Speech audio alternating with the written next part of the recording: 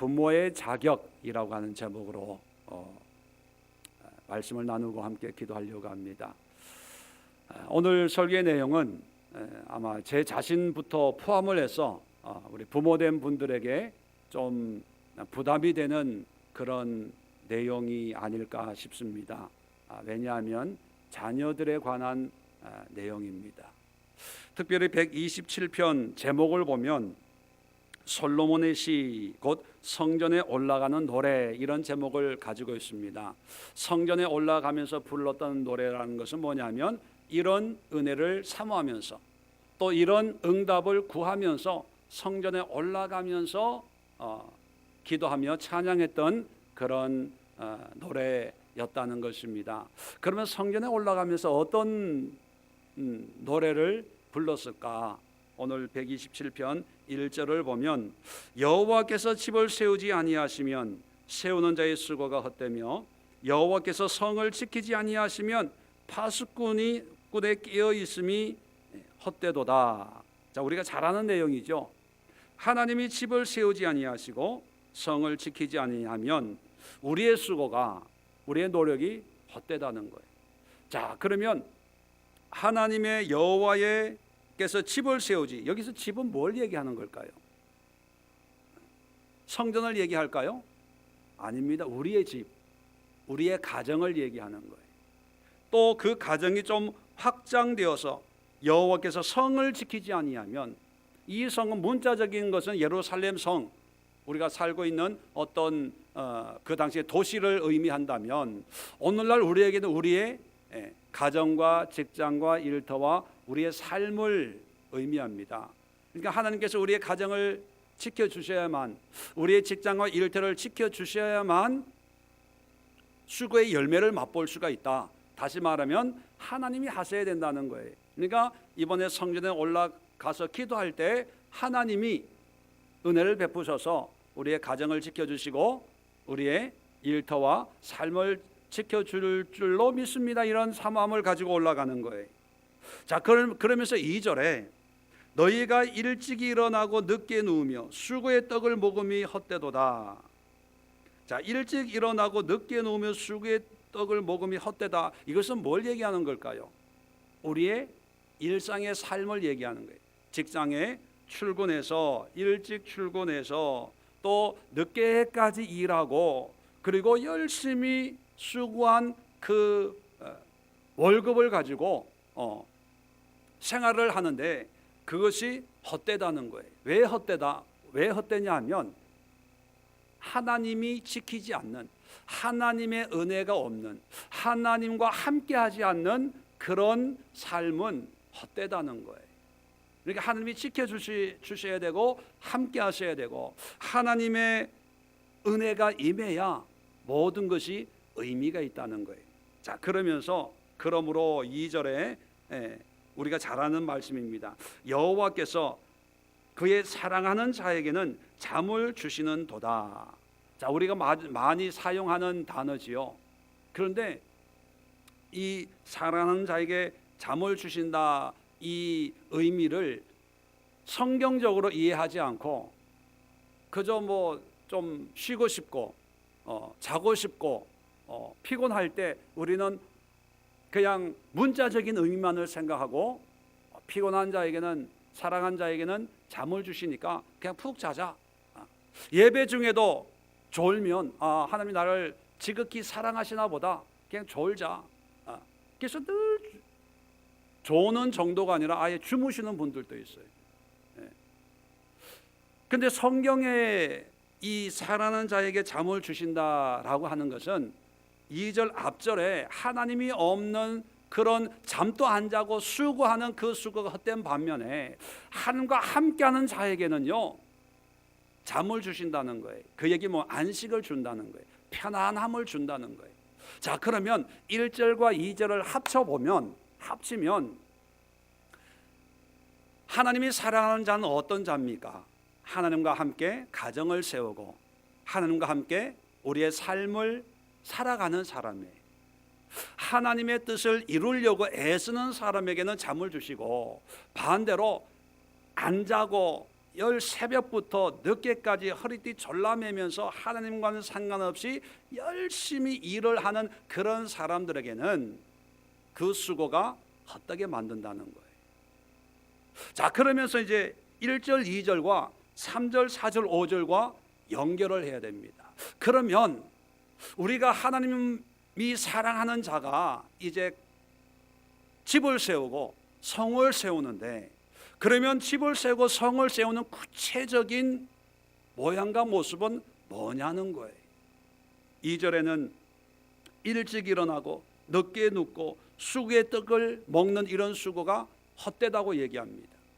그리고 2절 끝에는 사랑하는 자에게는 잠을 주신대요. 안식을 주신대요. 그러면 과연 어떤 삶이 헛된 삶이고 반대로 어떤 사람이 하나님이 사랑하시는 자냐? 그 다음입니다. 3절, 4절, 5절을 연결해서 생각해야 사랑하는 자에게 주시는 잠의 의미가 이게 구체적으로 드러나게 됩니다. 자, 3절에 보라라고 하는 것은요, 감탄사입니다. 바로 이거다, 이렇게 해야 된다, 이거예요. 1절 2절을 서론이라면 3절부터는 본론이에요. 보라, 이거다, 이런 모습이다, 이렇게 얘기를 하면서 자식은 하나님의 기업이요 태의 열매는 그의 상급이로다. 뭐냐면 집을 세운다는 것은요, 자식을 세우는 거예요. 하나님을 사랑하는 자에게 잠을 주시는 사람은 어떤 사람이냐? 자식을 세우는 사람을 얘기하는 거예요. 반대로 자식을 안 세우고 돈을 벌기 위해서 새벽에 일찍 일어나고 늦게 눕고 수고해서 아름다운 진수성찬의 떡을 먹는 그런 사람들은 헛되다는 거예요.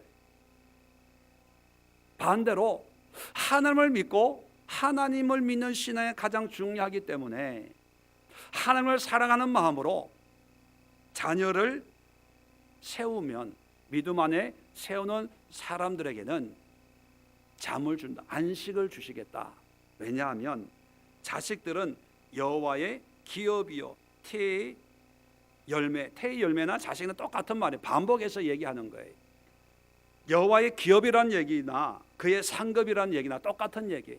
그러니까 이중적으로 반복한다는 얘기는 강조한다는 겁니다.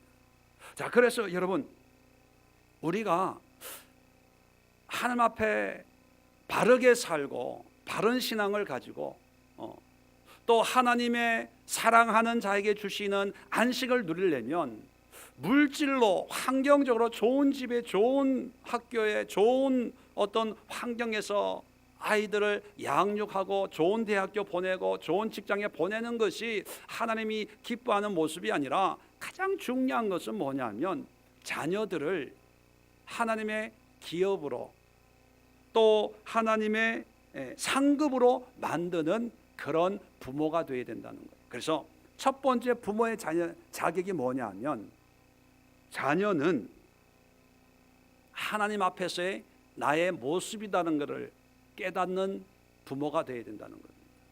부모란 그저 육적으로 자녀를 생산해서 이 땅에 보내놓고 열심히 해라, 공부 열심히 해라, 이러는 것이 부모가 아니라, 자녀는 하나님의 기업이에요.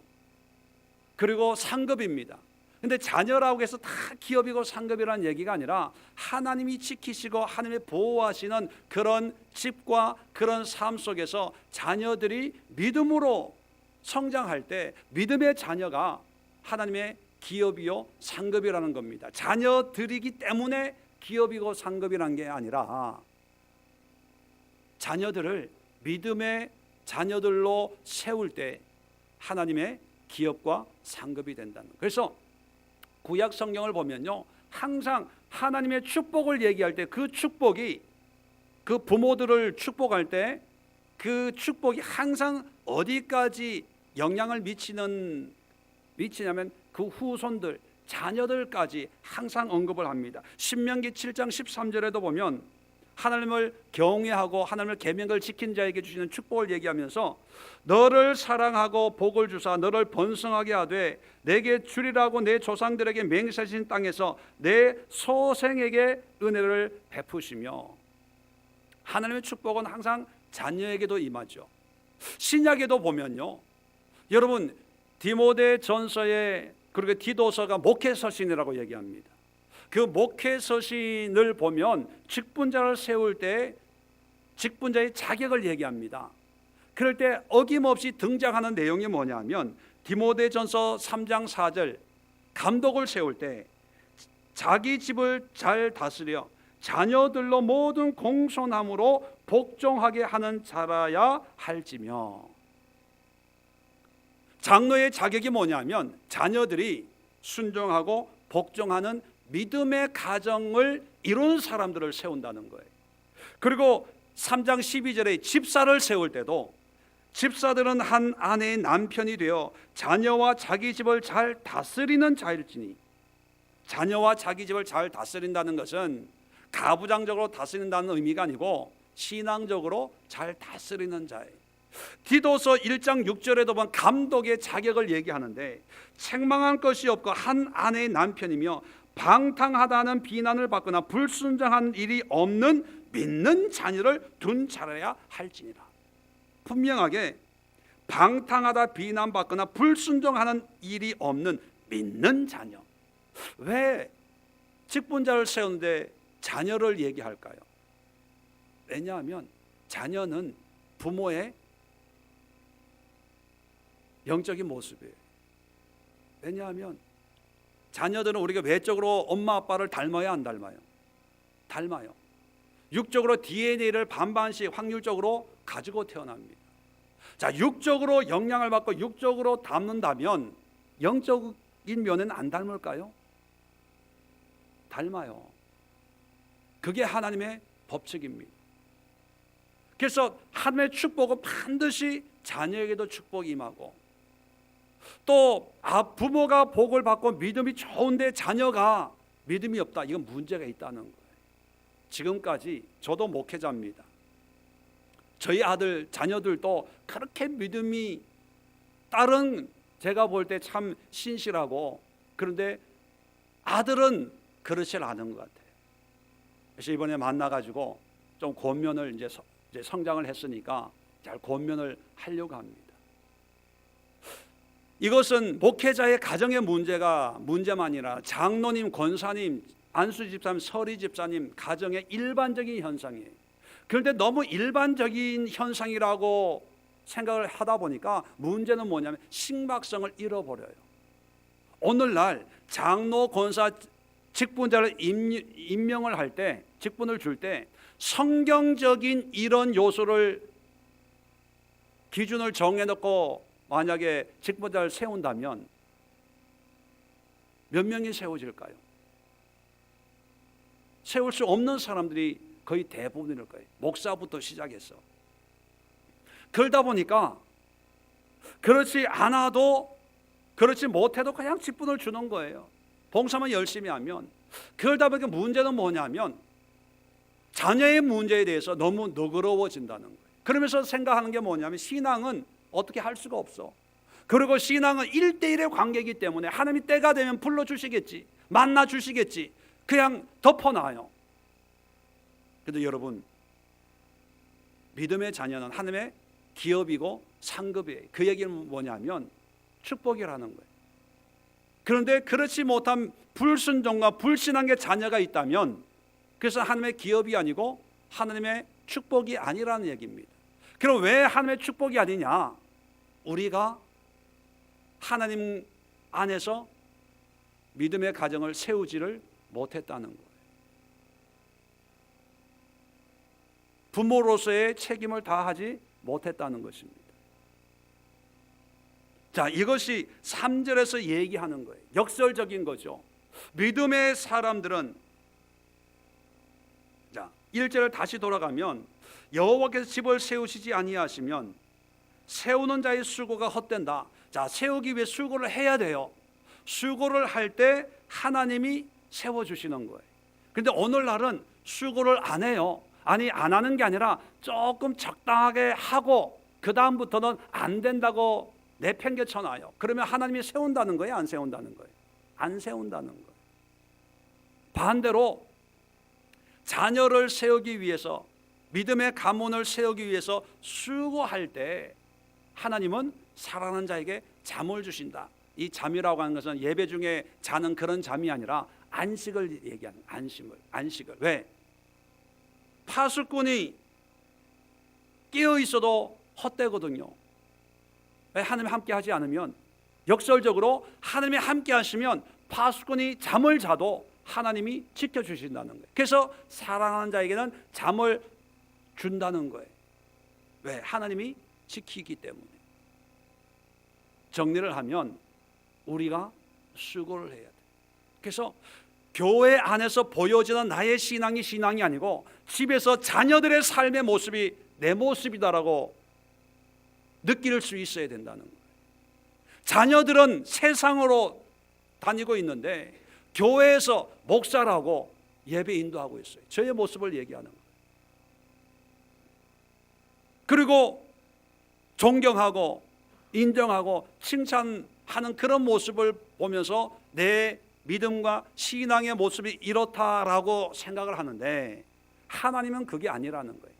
먼저 성전에 올라가면서 불러야 될 노래는 뭐냐면 하나님이 우리의 집을 세울 수 있도록 도와주시는데, 뭐 돈의 문제를 얘기하는 게 아니라, 건강의 문제를 얘기하는 게 아니라, 사업의 문제를 얘기하는 게 아니라 3절부터 시작되는 게 뭐예요? 자녀입니다. 자녀가 세워져야 돼요. 자녀들이 세워지면 돈 문제, 가난한 가정에서도 뛰어난 인물들이 세워질 수 있습니다. 가진 것이 없고 누리고 있는 환경이 없어도요, 하나님을 경외하고 하나님을 신실하게 섬기는 자들에게는 하나님이 지켜주시는 은혜가 있기 때문에 안식을 하나님이 주신다는 거죠. 자, 그러면 어떻게 세우냐는 거죠, 자녀들을. 자, 4절입니다.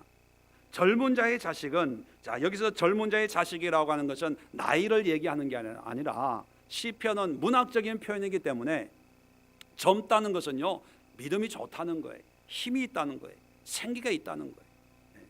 젊은 자의 자식은, 자, 믿음의 가정을 얘기하는 거예요. 비유적으로 뭐라고 얘기하냐면 장사의 수중에 화살 같다, 그렇게 얘기합니다. 그래서 두 번째, 부모의 자격은 어떤 자격을 가지고 있어야 되냐? 자녀를 화살처럼 사용할 수 있어야 돼요. 화살처럼. 그러면 이 장사의 수중에 화살 같다는 의미가 뭐냐? 이걸 세 가지로 조금 분석할 필요가 있습니다. 비유적인 표현이니까. 자, 여러분, 화살은 왜 만듭니까? 쏘기 위해서 만들어요. 그런데 이 화살을 쏘려면 목표가 있는 거죠. 관역이라고 표현하죠. 관역을 향해서 쏩니다. 자, 그러면 이 관역은 화살이 날아가서 받칠 때, 양궁에도 보면 뭐 10점 만점에 10점 뭐 이런 게 있잖아요. 자, 이 모습을 여러분 한번 그려보면서, 자, 첫 번째 우리가 생각을 해야 될 게 뭐냐면, 자녀를 양육할 때, 우리가 믿음으로 크리스찬 가정에서 자녀를 양육할 때, 자, 화살처럼 만듭니다. 만든다는 것은 쏜다는, 내가 소유하고 있기 위해서, 내가 붙들고 가지기 위해서 만드는 게 아니라, 화살이라는 것은 쏘기 위해서, 전쟁이나 뭐 하여튼 쏘기 위해서 만드는데, 쏘기 위해서 만들기 때문에 첫 번째 화살에게는 뭐가 있어야 됩니까? 목표가 있어야 돼요. 관역이라고 얘기하죠. 근데 이 관역은 부모의 목적을 얘기합니까? 화살이 날아가서 맞춰야 되는 화살의 목적을 얘기할까요? 좀 더 쉽게 얘기하면 이런 거예요. 자녀를 양육하는데 부모가 하고 싶은 것을 자녀에게 요구하는 거예요. 왜? 나는 못 해봤으니까. 자녀 화살의 관역을 부모가 만들어줘요. 그래서 너는 이렇게 살아야 돼, 이렇게 해야 돼, 이렇게 공부하고 이런 직업을 가지고 이런 생활을 해야 돼, 그렇게 강요 아닌 강요를 한다면 자격이 없다는 거예요. 화살이 날아가서 맞춰야 될 어떤 목표지가 있습니다.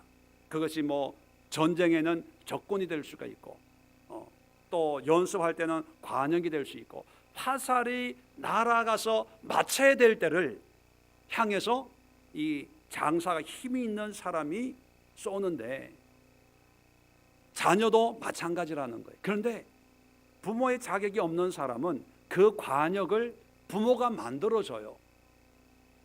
그 만들어주는 관역은 어떤 관역이냐? 부모가 하고 싶었던 것, 그런데 못했던 것, 또는 부모가 볼 때 좋은 관역, 좋은 직장, 좋은 곳. 그러니까 화살 입장에서는 아무 상관이 없고 그저 부모가 쏘는 대로 너는 가면 되는 거야. 이게 아니라는 거예요. 장사의 수중에 화살이라고 하는 것은 분명한 목적을 향해서 바르게 날아가는 것처럼 자녀들이 갈 수 있는 길을 열어주는 게 부모라는 거예요. 그리고 자녀가 잘 할 수 있도록 쏴주는 게 부모라는 거예요. 그런데 오늘날 부모들 보면 화살이 자녀가 날아가는 게 아니고 부모가 화살인 줄 알아요. 부모가 더 바빠, 부모가 더 설레발 쳐요, 부모가 더 열심히 해. 자녀들은 그냥 따라가는 거예요.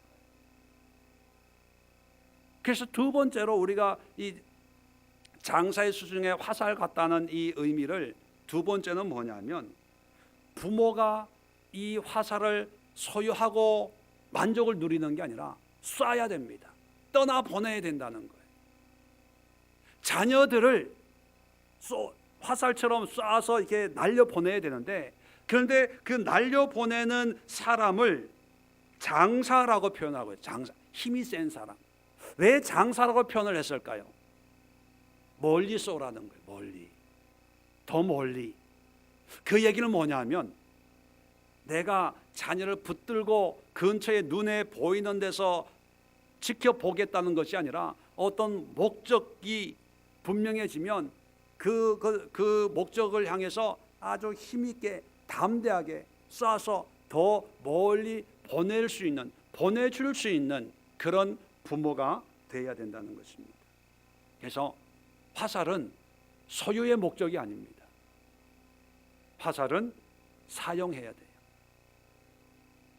멀리 쏘는 용도입니다. 그래서 예수님께서도 제자들을 3년 동안 양육을 했잖아요. 그 다음에 보내셨어요. 예수님은 떠나고, 내가 떠나가는 것이 너에게 유익이다. 그리고 내가 떠나가면 너희는 더 큰 일을 할 수가 있을 것이다. 옆에 내가 있어야 돼, 이것이 아니라 때가 되면 멀리 쏴서 자기가 날아가고 싶은 그런 방향을 향해서 마음껏 날아갈 수 있도록 쏴주는 역할이 부모가 해야 될 일이에요. 마지막으로 장사의 수중에 화살 같다는 이 표현을 통해서 힘있게 보내줄 수 있는 그런 마음가짐을 한 부모가 책임을 지는 게 아니라, 일제로 얘기했죠. 세우는 자가 열심히 수고를 해도 하나님이 지키지 아니하시고 보호하지 않으면 헛된 거예요. 그 얘기는 뭐냐면 하나님에게 맡겨버리는 거예요. 쏜다는 그 의미는 하나님께서 지키고 보호할 수 있도록, 그 의미가 바로 장사의 수중에 화살 같다, 그런 표현을 하죠. 그래서 부모들은 자녀들을 이제 양육을 하면서 이 아이를 통해서 하나님이 어떻게 더 큰 일, 또 어떻게 인도하실까, 이게 기대감이 있어야 돼요. 그런데 오늘날은 기대감이 아니라 내가 부모가 어떻게 만들려고 생각을 해요. 그러다 보니까 많은 어려움도 있고 갈등도 있고 싸움도 있고, 그리고 부모의 기대치에 못 맞추면 부모들은 포기하고 낙심하고, 기대치를 채우고 또는 기대치보다 더 잘해주면 기대를 합니다. 그럼 나중에 보면 다 실망을 해요. 오히려 기대 안 했던 자녀들이 나중에 더 효도하는 모습을 봅니다. 우리 그리스도인들의 부모의 자격은 뭐냐면 자녀들이 날아갈 수 있도록 시위를 당겨주는 역할을 하는 거예요. 그리고 그 날아가는 방향은 뭐냐? 하나님의 도우심 속에서 하나님이 인도하시고 자녀들이 원하는, 비록 내가 알지 못하고 미지의 세계고 또 불모지 같은 아무도 걸어가 본 적이 없는 그런 곳일지라도 우리는 힘있게 쏴줄 수 있어야 돼요. 미국 부모들은 자녀들이 어떻게 살기를 바라냐 하면 남들이 우리식으로 왜 인기 대학교, 인기 학과 뭐 이런 거 있잖아요. 그런 데는 잘 안 보내요. 본인이 가고 싶다고 하면 보내지만 미국 사람들은, 제가 알고 있는 사람들은요, 좀 일반적으로 좀 남들이 하지 않는 그런 새로운 걸 하려고 그래요. 근데 부모님들은 그걸 하면 걱정합니다. 한 예를 들면 제 조카가 있어요. 제일 큰 조카가 있는데 중학교 때부터 집을 안 들어오고 컴퓨터에 미쳐가지고 미국에 살았는데 주말 되면 집을 안 들어오고 선배 형 집에서 먹고 자고 하면서 하는 게 컴퓨터예요. 요즘에는 인터넷이 있고 뭐 이래서 일반화가 됐는데 한 30년 전쯤만 해도, 지금 30, 40이 돼 가니까 한 30년 전만 해도 인터넷 뭐 이런 게 없었거든요. 이렇게 부모님이 너무 걱정을 하는 거예요. 달래도 보고 때려도 보고 그리고 야단도 쳐보고 또 애걸 복걸도 해보고. 미국 온 게 너희들 잘 되라고 왔는데 네가 이렇게 속을 새기면 어떡하냐 뭐 이러면서 걱정을 한 거예요. 그래도 이 큰 조카가 자기가 하고 싶은 거, 그리고 얘가 어디 한번 이게 몰입을 하면 어느 정도냐면 그 집 앞에 바닷가가 있어요. 해안가가 있는데 낚시를 한번 하면 해가 떨어져도 집을 안 들어오는 거예요. 그 집에서 해가 떨어졌는데 애가 없으니까 낚시하는 줄도 모르고 온 동네를 찾아다니는 거예요. 그 넓은 동네에 애를 어떻게 찾아요? 나중에는 낚싯대 하나 둘러매고 깜깜한 밤에 터덜터덜 걸어오는 거예요. 그게 너 뭐 하다 왔냐? 그러면 낚시하다가 시간 가는 줄 몰랐대. 이렇게 야단을 쳐요. 뭐 어떻게 합니까? 근데 컴퓨터에 빠진 거예요. 그런데 결론적으로 얘기하면